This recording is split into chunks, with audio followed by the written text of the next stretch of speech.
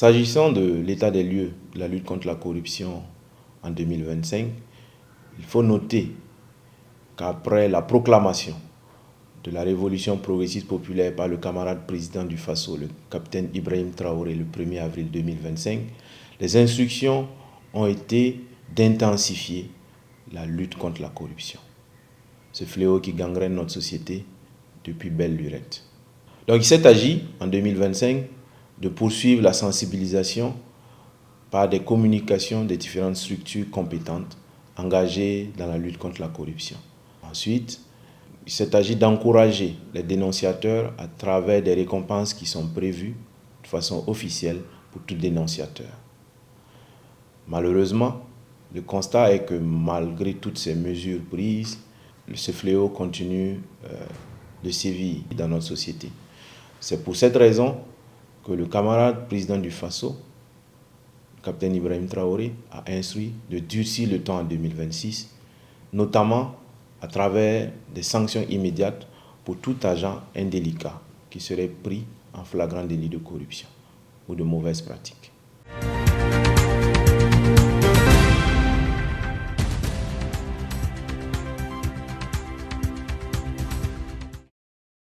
Au niveau des forces de sécurité intérieure, il faut noter qu'il y a des mesures qui ont été prises afin de réduire la corruption au niveau des contrôles routiers. Nous pouvons citer la dotation des cartes de réquisition Labal au profit des commissariats. Comment ça fonctionne cette carte de réquisition Labal? Dès qu'un usager enfreint le code de la route et qu'il est arrêté par l'agent contrôleur, on procède comme d'habitude au retrait de ces documents. Dès qu'on récupère ces documents, on lui remettra la carte de réquisition Labal. À partir de cette carte de réquisition Labal, il a la possibilité de payer par moyen électronique au lieu de négocier ou de soudoyer l'agent contrôleur. Ce paiement électronique se fera directement au trésor public, ce qui permettra de contribuer au renforcement des moyens de défense et de sécurité, au développement du pays et à l'amélioration des conditions de vie et de travail pour tous.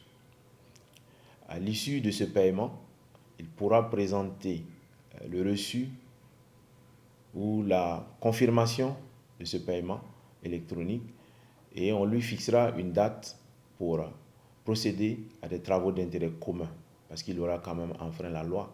Même si l'engin ne sera pas mis en fourrière, au moins il va quand même s'acquitter des travaux d'intérêt commun pour qu'il puisse comprendre qu'il a fauté.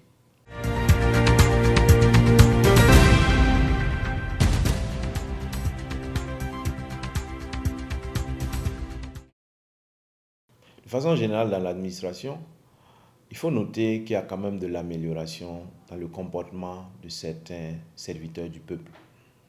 Malgré tout, il y a des agents récalcitrants qui sont abonnés aux mauvaises pratiques.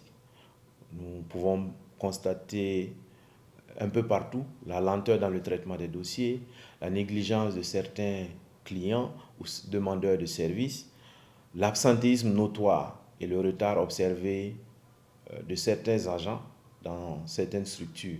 De ce fait, les moyens de lutte contre la corruption et les mauvaises pratiques dans l'administration seront renforcés.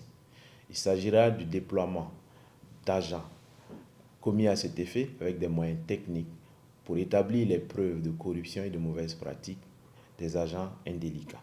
Ces moyens techniques ont déjà été expérimentés sur le terrain et dans les jours à venir, des vidéos seront diffusées montrant l'implication de certains agents de l'État coupables de corruption ou de mauvaises pratiques.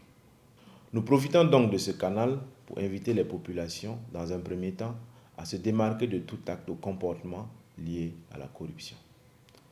Dans un second temps, nous les encourageons à dénoncer toute mauvaise pratique ou toute tentative de corruption auprès des services compétents ou en appelant le Centre national d'appel au 199. Nous sommes convaincus qu'ensemble, avec l'engagement et la détermination de toutes et de tous, nous pourrons vaincre ce fléau qui gangrène notre société.